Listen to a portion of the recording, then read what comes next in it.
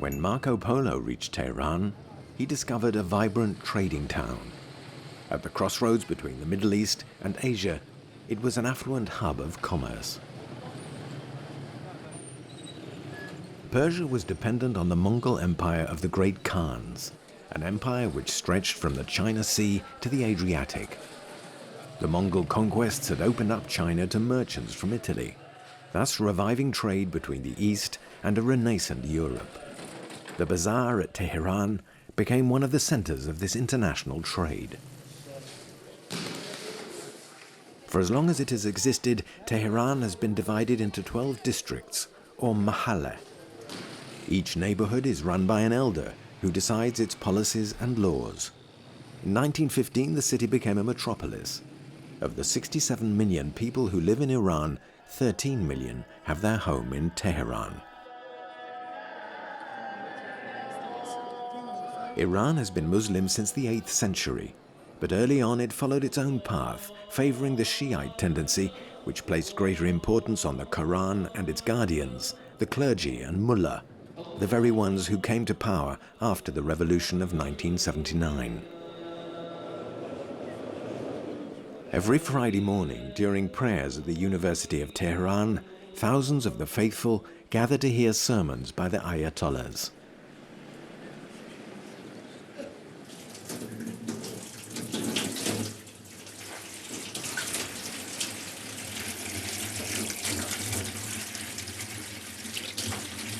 من علی اکبرنژاد هستم، راننده اتوبوس.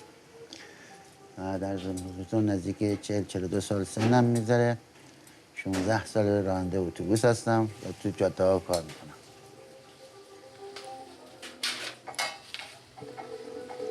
من نزدیک 14 سال ازدواج کردم با همسرم و به قول معروف 2 تا بچه داریم، یه پسر و یه دختر.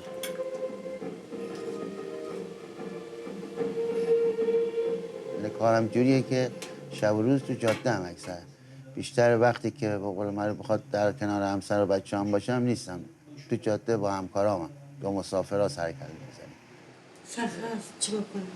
زندگی مجبورم. همیشه یه زن جاده باید. تو جاده باید. دیگه یه چیز طبیعیه دیگه. خانم‌ها همیشه نگران هستن واسه همه چی. تا کسی زنگ میزنه، مسافر تلفن میزنه واسه جا نگهدن، کی بود، چی بود، چیکار داشت فلان. زن همه اخلاقشون همینه دیگه. یه خانمی بخواد با من صحبت بکنه، حتی باراش تو ماشین نشسته، یه خانم بی منظور با من صحبت کرده، چیزی درخواست کرده. خب این غریزه جنس خود زناست دیگه، نساسادت دارن. خانم با تو چیکار داشت، واسه چیش کرد، تو حتما به خاطر اینا داری میری سرویس. هزار مسئله.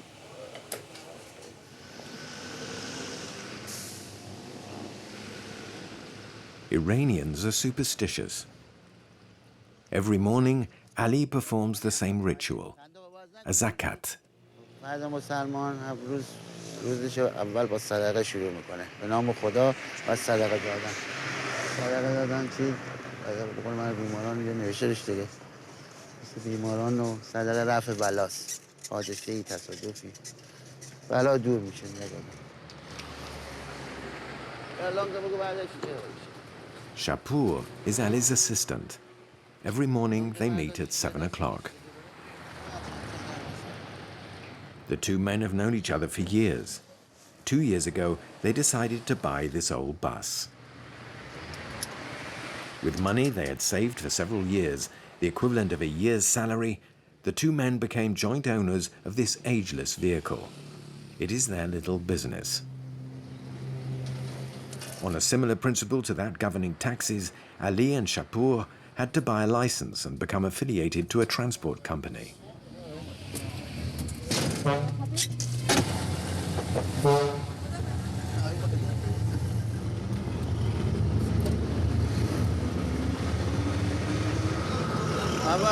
به نام خدا شروع به کار میکنیم، میایم ترمینال، بریم مثلا ما مسافر بلیط فروختن یا نه، بعد کدوم مسیر باید بریم سوال میکنیم از دفتر ترمینال به کدوم سمت بریم، تهران بریم، مشهد بریم، رشت بریم، شهرهای مختلف.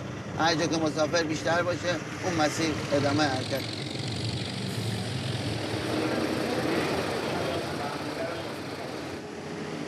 It was an audacious move by the two men, competing against well-established companies and their sturdy, reliable, modern buses.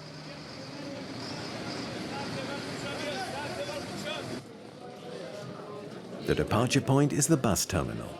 It's a symbolic spot at the crossroads of religions and civilizations, with the Middle East to the west and Asia to the east. Iranians, Turkmen, Afghans and Turks rub shoulders here. Nearly 500 buses per day setting off from the terminal to every part of the country.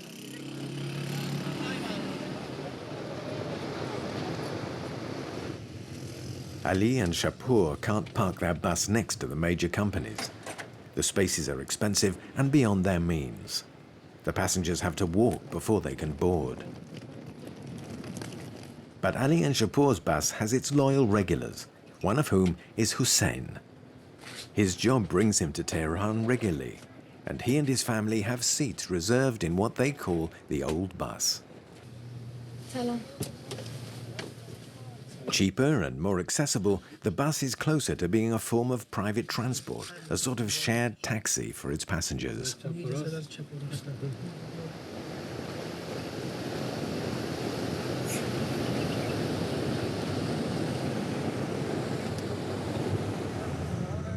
Each time he takes the bus, Hussein meets other regulars.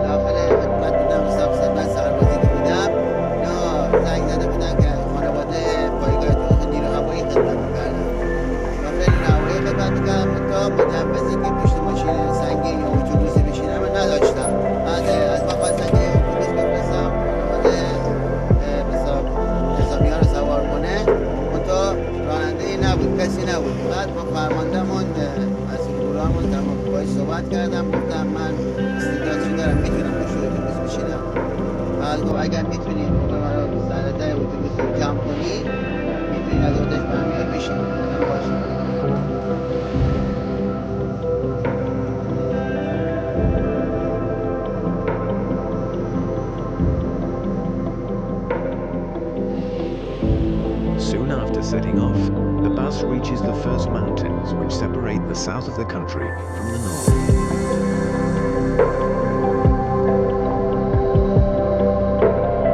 These mountains and the outlaws' chain formed a sort of natural barrier against war and invasion, protecting Persia for a while from the Mongols in the 12th century and the Uzbeks in the 17th. These mountains are both beautiful and dangerous, and the Iranians admire and fear them in equal measure.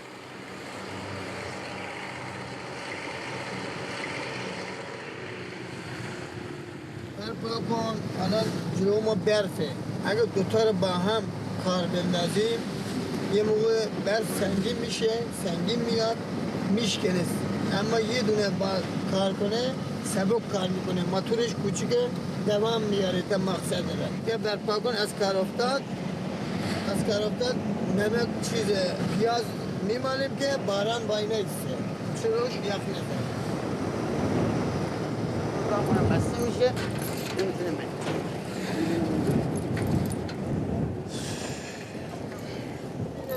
بیا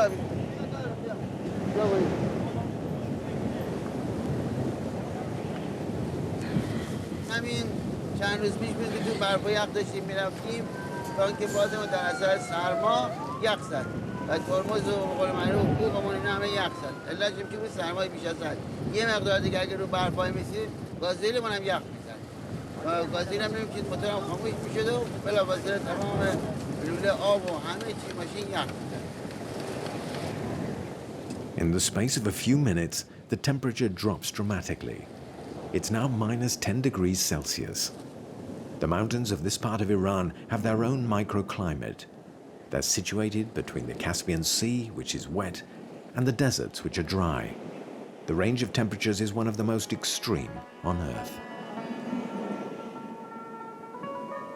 Today, the storm doesn't last long. The bus is only blocked for an hour, but it's 1 hour too long for Ali and Shapur. Marco Polo was impressed by the imposing nature of these mountains. In his description of the world, he described Mount Damavand, a sacred peak in Iran, as a high and majestic monument.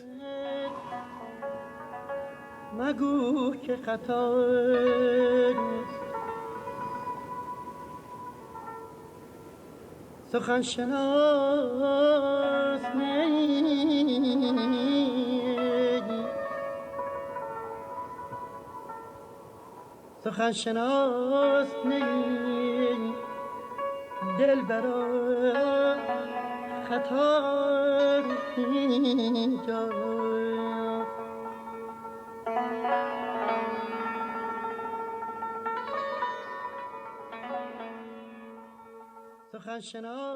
The Silk Road's traders chose a route through these mountains to avoid the sweltering heat of summer. They also conferred a sacred character on these mountains, hoping thereby to conquer the fear with which these peaks filled them.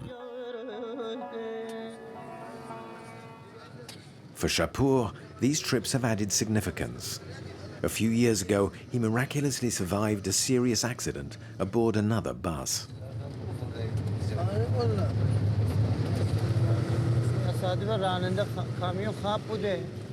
یک سر آمد رو ماشین ما فرار کردیم ای اون می آمد دیگه جای فرار نداشتیم یه بار کو بوده آمد به ما زد دیگه بعد راننده اتوبوس مرد یه چند نفرم 15 نفر مردن بقیه زخمی منم عقب خواب بودم با این ضربه که افتادم که منم شکست اینطوری بوده 5 سال پیش آره من به این بدبختی داره نون در میاره.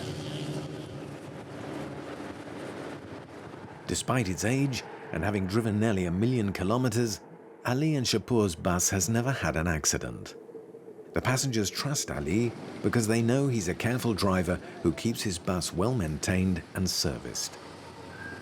Hussein will be getting off soon. He's going home to the little town of Kordwi, well known for centuries as a haven for artists.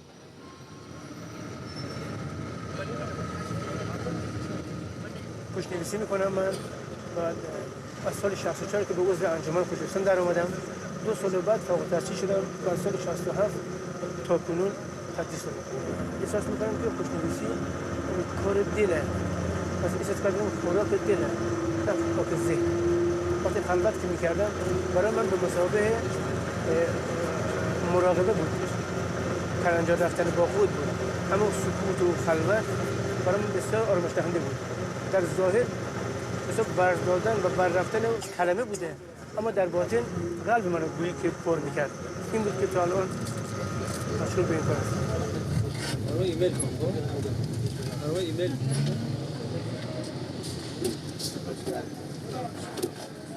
After 5 hours on the road, the bus has covered almost 300 kilometers. This is where Hussein's journey ends.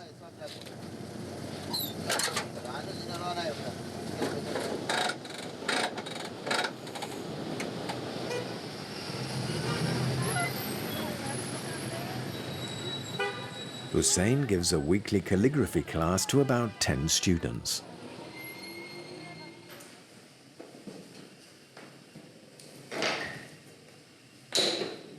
As in China or Japan, calligraphy is considered an art in its own right, with great importance accorded to its study. کتابی که از گذشته به جا مونده از طریق خوشنویسی بوده و ضبط شده مونده وگرنه ممکن بود بوده دیگه از قبل بوده دیگه ما از 1000 خورده سال پیش داریم دل به دل سینه به سینه تعلیم اینجوری بود دیگه گوشی بود یا چشمی یا در خوشنویسی ما داشتیم خوشنویسی الان صنعت چاپ وقتی به وجود آمد افکار از این نسل به نسل دیگه رفته یعنی هنرجو که می اومد خدمت مثلا معلم چاپ که نبود معلم رو دست مینوشت روی کاغذ مینوشت همون لحظه پاک میکرد گفت یاد گرفتی حالا میرفت ذهنی تخیلی کار میکرد تصویر ذهنی ولی الان ما چاپ داریم اسلاید داریم وارد اینترنت میشه به سهولت انجام شده خیلی راحت شده خیلی راحت شده میدونم که نوبته که هر کسی خودمون تخمه در من میخوایم باشه There are two forms of calligraphy, Naskh and Talik, Arabic for hanging script. Naskh is used for writing the Quran, while the more complex Talik is rarely used. A mixture of the two brought about Nastalik, known as the bride of all forms of calligraphy. حتما این فشار دورش بیشتر دورش کمه برای کشیده ها مخصوصا خیلی این عامله ببین حتما با انگشت فشارم نباید بدید به هیچ وجه آره چی باشه خیلی نرم و لطیف باید بیاد گودی همه کشیده ها سرتاش بگیم یه نقطه است این حتما باید گود بشه آره این خیلی قشنگ شده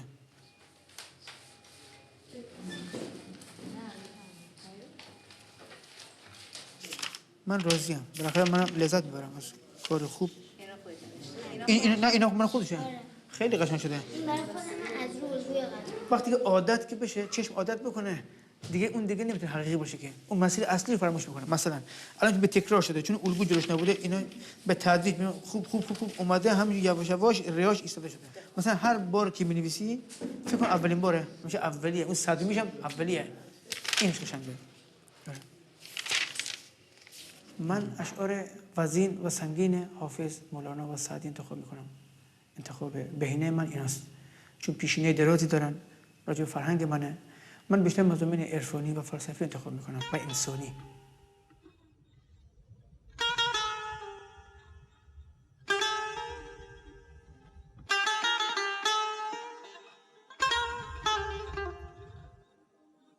Formerly considered a powerful tool for transmitting knowledge, calligraphy has moved with the times.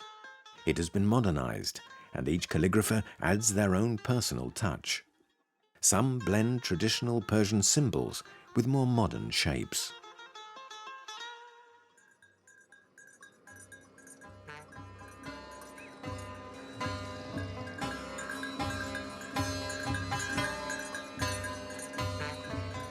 The 400-kilometer mark.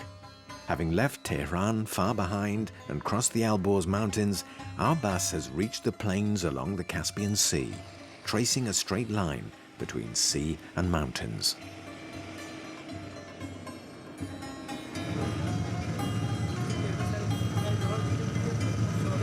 حالا منطقه شمال منطقه معتدل دیگه آب و هوای معتدلی داره بعد دریا به ما نزدیک هست از طرفی هم صیاد زیاد هستش که ماهی صید میکنن از نظر کشاورزی بگی دامپروری بگی ببین گوسفندا برای جاده هستن دیگه میشه ببینید اینجا دامداری هم هست هم کشاورزی هم هست ببینید فضای سبز سرزمین سبز هستش مردم اینجا هم کشاورز هستن یه سری صیاد هم ماهیگیری میکنن دامپروری هم هست به هر حال منطقه خوبیه و واجب شرایطه که همه این کارا داخل اینجا انجام میشه.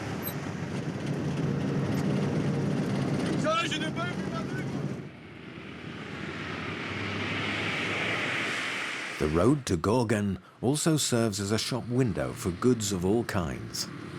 Towards the end of the day, there are many fishermen hawking their fresh catch. We're barely a stone's throw from the Caspian Sea. All the villages have their own fishing cooperative. This one keeps 80 fishermen busy for a good part of the year. Reza Kanani has been working here for 20 years. He's tried his hand at all the cooperative's jobs.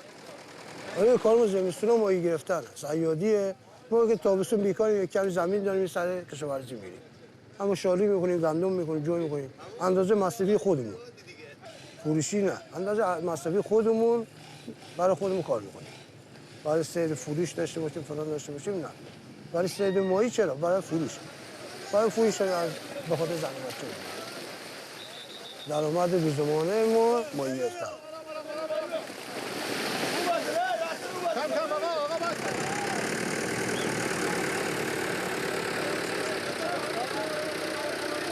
80-90 کار سمدار هستن، همه بیمه هستن. تا 60 سال باید کار کنه و از 60 تا سنتش 60 شده بازنشست میشه. این کار سیادی اینجا.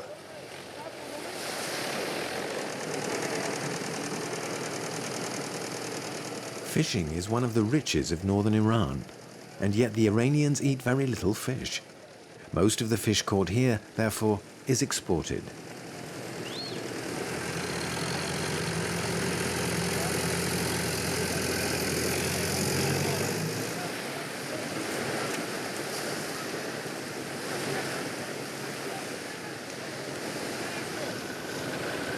The coastal waters of the Caspian Sea are full of warm currents, which attract whitefish. Reza and his colleagues catch them with seine nets. The technique consists of surrounding the fish with nets several kilometers long that are stretched out into the sea from the shore.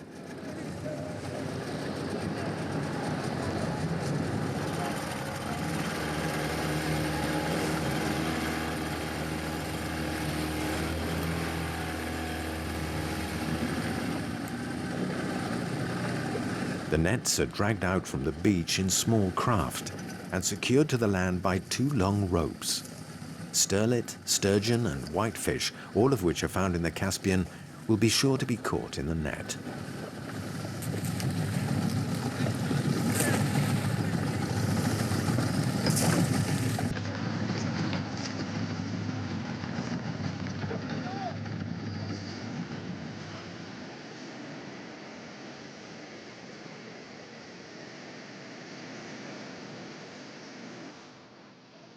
Once the net is in place, the fishermen have to wait for the fish to swim into the trap.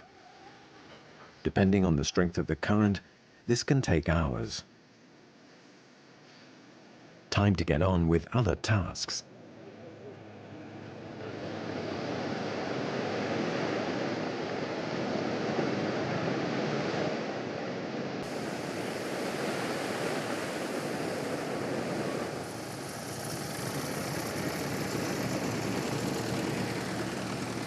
تور ما گیر کرده، تور ما پاره شد. پاره شد که زمان که تور ما پاره بشه، ماهی باشه از داخل در میره. تور خب پاره شد که ماهی چی نبود دیگه. اگه سالم کنار بیاد میشه 100 کیلو 200 کیلو میگیریم.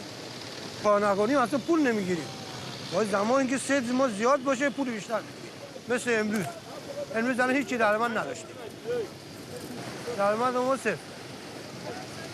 دست خالی باید بریم خونه.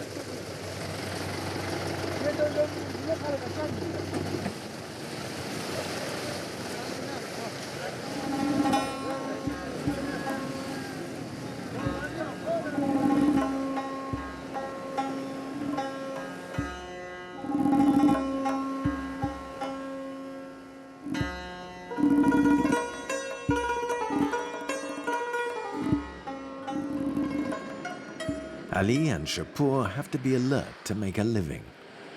If they're to compete with the big companies' modern buses, they have to be more flexible, stopping where passengers ask them to, or when flagged down from the roadside.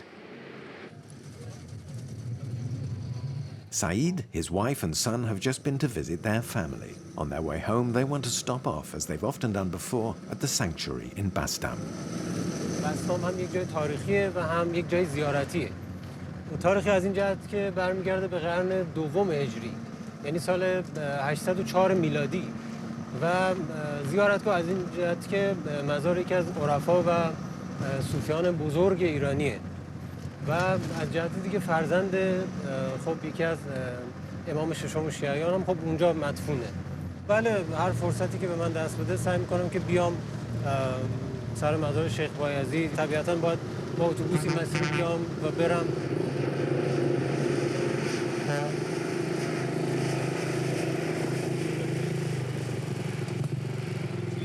اول که مقبول ما رو سریع سالم به مقصد برسونیم، دومی که رضایت مسافر جلب کنیم. چون اکثر مسافرای ما تلفنی هستن، داخل مسیر به قول معروف با ما سوار میشن، همراه ما تماس میگیرن، با ما سوار میشن، به مقصد میرسن.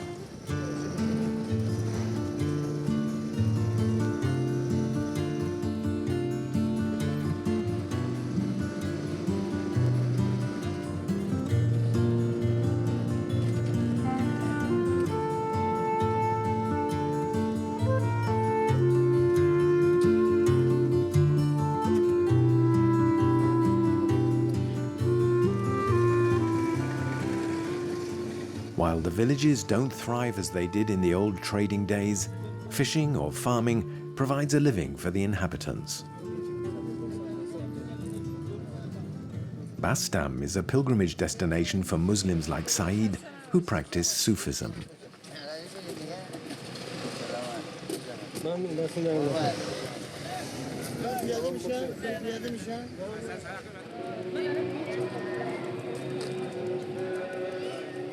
Bastam, in the Alborz Valley, is the last resting place of the Persian Sufi Sheikh Bayazid Bastami, also known as the Prince of Mystics. Like other masters, Bastami founded his own brotherhood, a sort of spiritual school which developed in the wake of mainstream Islam. The image Sufism likes to portray is that of a sort of asceticism, a discipline which grants its practitioners a direct link with God. Saeed and his family are making their 8th pilgrimage to the tomb of Bayazid Bastami.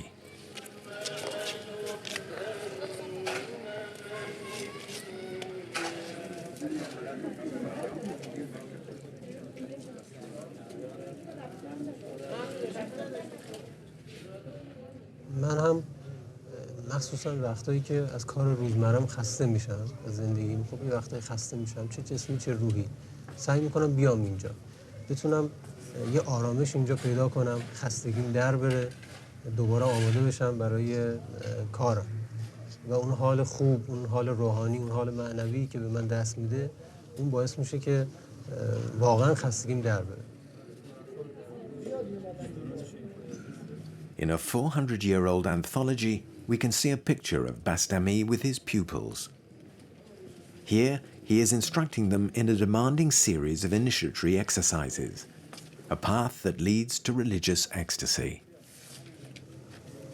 ببینید نمیتونیم بگیم تصوف و عرفان یک دینه، نه. ما یک دین داریم و اون اسلامه و طبق گفته پیامبر اسلام دین محبته و تصوف و عرفان یک راه هست، یک راه هست برای ارتباط با خداوند و رسیدن به خداوند. خود تصوف و عرفان هم ببینید 3 جزء داره که هیچ وقت از هم جداشون نمیشه کرد. جزء اول شریعت، بعد طریقت، بعد حقیقت. اگه بخوام مثال بزنم، شریعت مثل دونستن علم پزشکیه، طریقت مثل دوا دادن و معالجه کردن و حقیقت شفا پیدا کردن.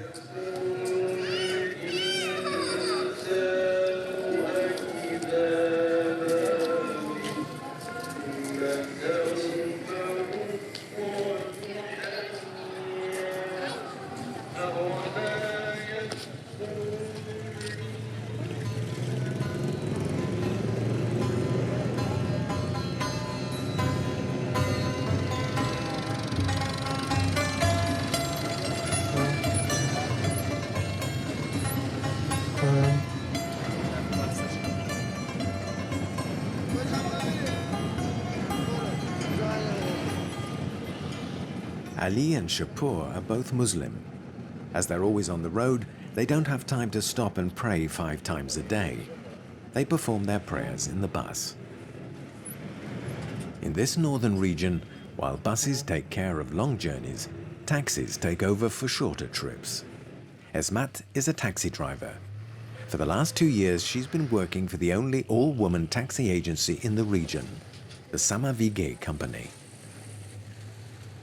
من علاقه‌ای که به رانندگی داشتم از زمان بچگی، علاقه‌ای که داشتم، بعد دیگه وقتی این تاکسی آژانس افتتاح شد، منم به حساب روی علاقه‌ای که داشتم خودمو به حساب به اینا هماهنگی اعلام کردم و رفتم پیش اینا برای همکاری، وگرنه نیاز خاصی برای کار ندارم. شوهرم کارمنده، خودمم یعنی به اون صورت نیازی نداشتم، ولی خب روی حساب عشقی که به رانندگی دارم از همون اول یه دوست داشتم، همینجوری خوشم اومد تو سن 52 سالگی. بفرمایید. مرسی. دست شما درد نکنه. از مواظب ماشین باش بگیر. مواظب ماشین، دست بچه رو بگیر. دست بچه رو بگیر. آقایون خیلی اذیت می‌کردن، تو خیابون یه مقدار راه نمیدادن، ولی الان براشون خیلی عادی شده. مخصوصا وقتی میرفتیم گاز بزنیم، تو صف گاز خیلی به ما حرفایی میزدن، صحبتایی میکردن که دیگه گفتن نداره. ولی خب رو هم رفته ما خودمونو با همه این چیزا گفتیم بذار عادت کنیم، از نظری که گفتیم بذار برای مردم جا بیفته که خانم هم میتونه توی ایران هر کاری رو انجام بده، نه تنها رانندگی. برو تو ماشینم دخترم. نه ماشین. سلام خاله جون، برو بریم. آهسته آهسته آهسته.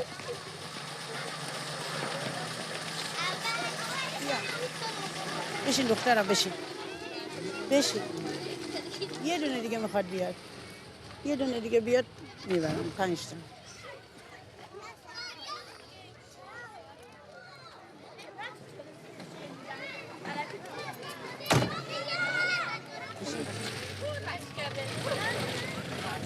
کنارش همین حالت آژانسی بچه‌ها رو این بر اون بر کسی رو خانومی مرد رو اجازه نداریم سوار کنیم، ولی خانم و دختر و اینا دانشجوها رو از استخر، دانشگاه، خوابگاه ها میخوان برن، هر جایی که میخوان برن ازشون مثلا میرسونیمشون.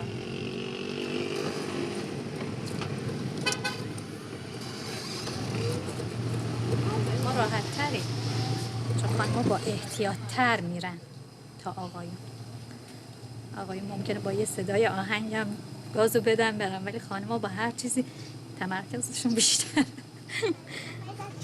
سر درد نکنه دخترم، مرسی قربونت، مرسی متشکرم، خدا به دخترم.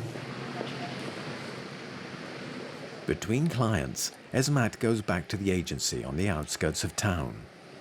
The director is Robabe Zareh. خانم مومن جان، نوبت شما. برام خانم حسینی رو برو از خوابگاه بگی ببر بریا. The agency employs about 20 women. The only qualifications needed are being a woman and having a valid driving license. Robabe trains all new recruits herself. تمام قوانینی که خانم‌ها دارن رعایت میکنن توی این آژانس، این کاری که آقایون انجام میدن. فقط 2 تا محدودیت داریم ما، و اون این که آقا سوار نمی‌کنیم. کارمون تفاوتش با آقایون در اینه که آقا سوار نمی‌کنیم و شب‌ها هم کار نمی‌کنیم. فرقمون فقط همینه، وگرنه از همه جا از نظر درآمد، از نظر کاری که انجام میدیم مثل کاری که آقایون 500,000 تومان الی 700,000 تومان. این مدت چندین سال که خانم‌ها اینقدر از خودشون اراده به خرج دادن و اینقدر همش دنبال رانندگی، الان هر کی که دیپلمشو میگیره، هر دختری تو ایران اولین کاری که میکنه میره دنبال گواهینامه رانندگیش. Esmat makes 300 euros a month. The average wage in Iran is under 250. 10 million of Iran's population of 67 million live under the poverty threshold. Unemployment remains a scourge, affecting 25% of the population. It is said that in Iran, every man must feed 6 others. In order to do this, many Iranians hold down more than one job. Having completed their pilgrimage, Saeed and his wife are back home in Kaim Shah, where they have set up a small insurance company.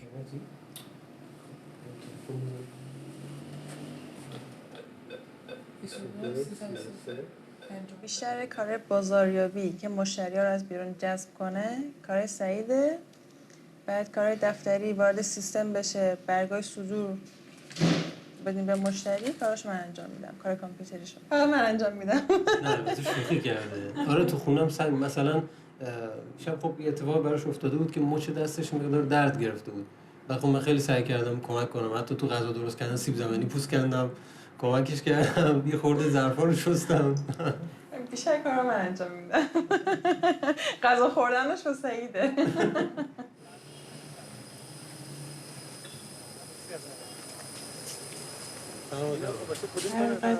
بخیر اون میزان درآمد اون بستگی به این میشه که خودمون چقدر بازاریابی کرده باشیم.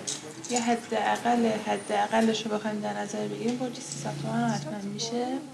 بعد ایشون که خب تو نظام مهندسی هم کار میکنن، حداقل فکر میکنم برج 300 تومن هم اونجا. 1 میلیون تومان حدوداً در ماه و 400,000 تومان مخارج ما میشه.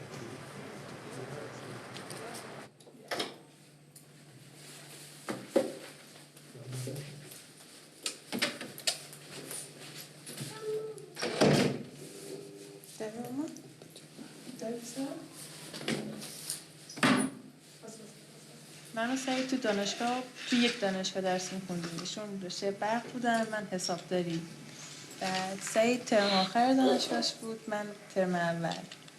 بعد یه نشریه دانشجو، یک مجله مخصوص دانشجوهای همون دانشگاه تو دانشگاه تأسیس شد که من و سعید تو همون دانشگاه تو همون نشریه با هم آشنا شدیم. ایشون بخش فرهنگی بودن، منم کاریکاتور می‌کشیدم. طنز. بعد اونجا با هم آشنا شدیم و یه ماه بعدش عقد کردیم، ازدواج کردیم.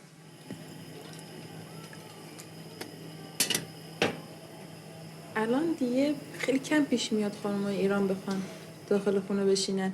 به هر نوعی که شده خودشون رو مشغول کار میکنن. حالا یه سری اصلا آرایشگری میکنن، یه سری خیاطی میکنن، یه سری خب شغلای اداری، مثلا تو اداره ها میرن. تو بانک خیلی از کارمنداشون خانومه. ما نسبت به خیلی از کشورها شاید تحریمیم، نتونیم یه سری مثلا اجناس رو وارد بکنیم. این مسئله شاید اونو بعد ما 8 سال جنگ داشتیم. 8 سال جنگ داشتیم که خیلی از کشورها بر علیه ایران بودن، می‌جنگیدن، به عراق کمک می‌کردن برای جنگ با ایران. ما خیلی از جوانان رو تو اون جنگ از دست دادیم. خیلی زیاد. جوانان خیلی خوبی بودن. خیلی‌هاشون دانشجو بودن، خیلی‌هاشون مهندس بودن، خیلی‌هاشون روحانی بودن. اینا رو ما از دست دادیم. و خیلی هم کشورمون بابت اون 8 سال جنگ ضرر دید و ما هنوز داریم بازسازی میکنیم کشورمون رو. Saeed and Mali are planning to buy a house and they're saving carefully. Credit is rare in Iran.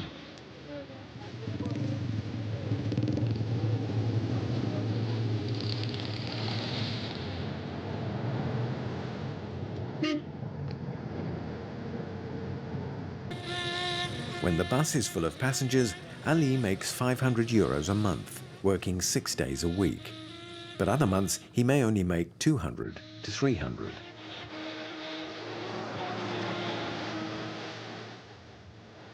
The end of our journey.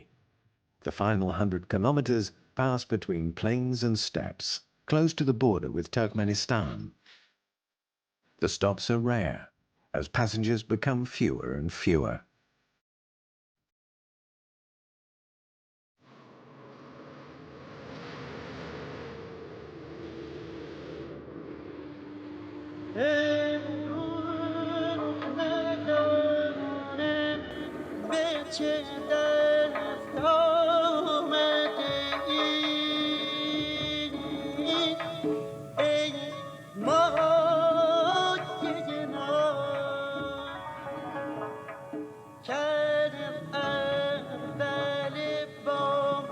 To the nomadic peoples, the northern steppes were much more than a simple trade route. It was through here that they passed on their conquest of the Middle East, reaching the very edges of Christendom. These nomads were necessarily great horse breeders. Anaba is a descendant of these renowned experts. He raises horses of a much sought-after Turkmen breed, the Akhal Teke. Originally used as war horses by the Russians for their conquest of Central Asian territories, it has today become a much prized racing horse in Iran. باید خوب بدیم که روز 6 وعده غذا بدیم، 6 وعده. 2 بار لباسش برداریم، باید ماله بکشیم، خشوب بکشیم، تمیز کنیم بدنش. اینا رو همینطور خدمت کنیم، باید استوانی ببریم، دوره ببریم، باید جایزه بگیریم. نواشی که این جایزه نمیده، نمیشه. همیشه این سر اسبیم بچه و خودمو الان 68 سن داریم من با این اسب. The old man is worried about an injury sustained by one of his horses. It sprained its pastern during a training session. Anaba applies a compress of warm animal grease to soothe the pain.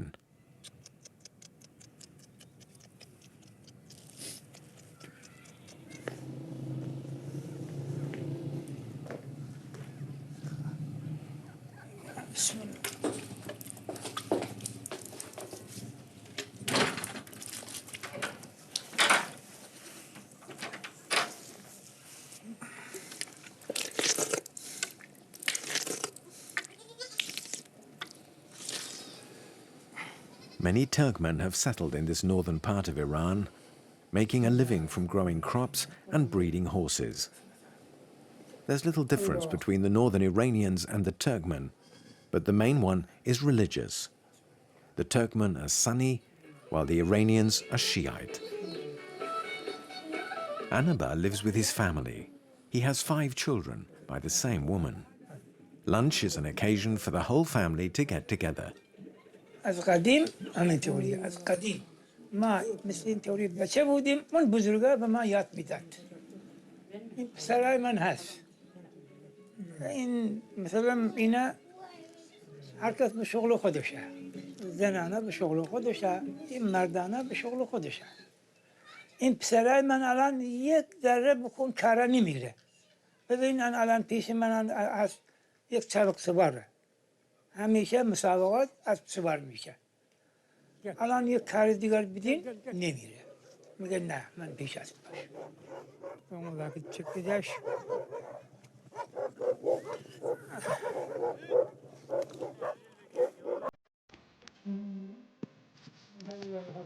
Horses are the lords of the steppes, and of the race courses too.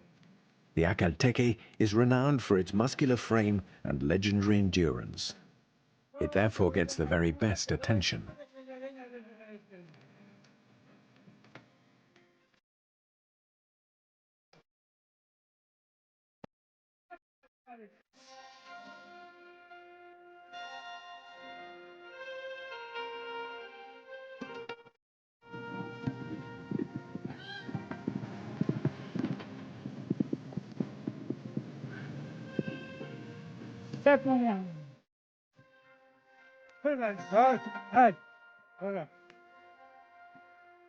از این بیشتر وزن باشه اینا نمیتونه بدوید موقع کورس نه سنگین میشه هر چی باشه سبکتر باشه باید گشت یاد ببری هر چی زورش بیشتر باشه گوشتش کم باشه بله عرق بگیریم یک چند روز پیش عرقش بگیریم شکمش کم کنیم باید آماده به کورس باشیم سبک باشیم دست پایش دلیل نکنیم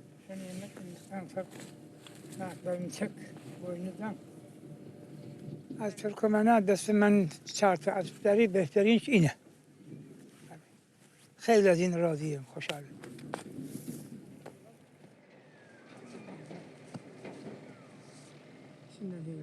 از دنیا که مثلا ترکمن‌ها خلق شده با اسب خلاصه اون وقت ماشین و چیزی نبود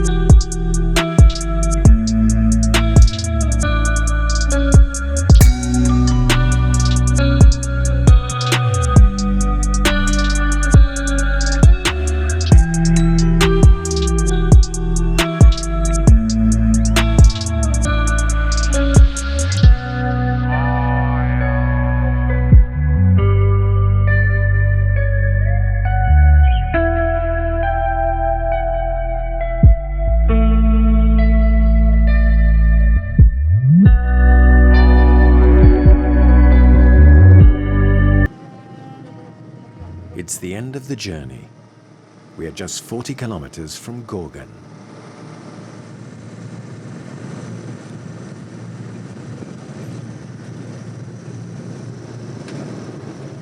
Ali and Shapur are coming to the end of yet another long drive, the 250th they've undertaken together. صحبتی مسئله به خصوصی این میگه اینجوریه من میگم نه اونجوریه مخاطب بقول ما بیا اشتباه از اینه یا اشتباه از منه خلاص به هر حال بحثی پیش میاد آشتی بده یک ساعت ده آشتی بده خود به خود پیش میاد بحث دیگه بحث بده بحث نگید همیشه داری یه روز در میاد خلاص بحث داریم اگه این جدا بشه الان سخت نه به دنیا وابسته بود، نه دل بسته بود، نه به هم دیگه. چون آخرش باید جدا بشه. آخر هر چیز جداییه.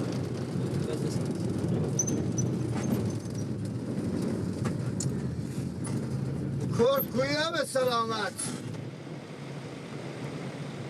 The 500 kilometers were covered with barely any problems. Gorgan is the end of the line.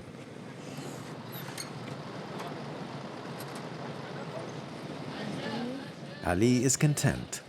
One more journey comes to an end. He can pay their salaries and expenses, fill the bus's tank, and keep it well maintained.